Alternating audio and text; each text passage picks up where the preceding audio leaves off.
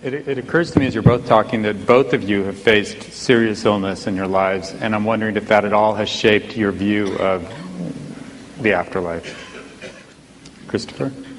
I would say it fractionally increases my contempt for the false consolation element of religion and my dislike for the dictatorial and totalitarian part of it. But I presume what I say by the first is self-evident. But what I mean by the second is it's considered perfectly normal in this society to approach dying people who you don't know but who are unbelievers and say, now are you going to change your mind? In fact, it's considered almost a polite question.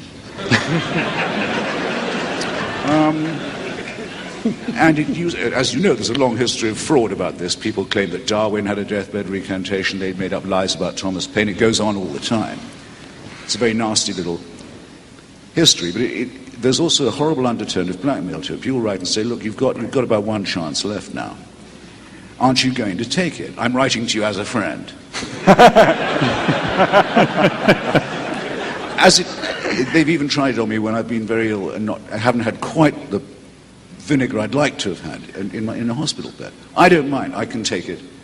But I think there are a lot of people older than myself, iller than myself, perhaps at the risk of seeming conceited, less educated than myself, to whom that's a horrible experience. It's very depressing and alarming to be spoken to in that way. I mean, if Sam and I were to form a core of people to go around religious hospitals, which is what happens in reverse, and say to people who are lying in pain, say, did you say you were Catholic? Yes. Well, look, you may only have a few days left, but you don't have to live them as a serf, you know. Just recognize that was all bullshit, that the priests have been cheating you.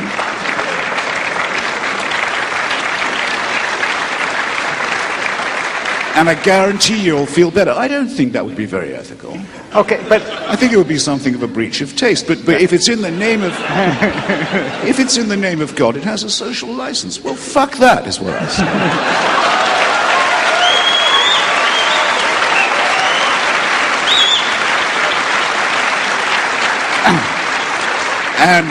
And will say, if it's my last breath. Thank you.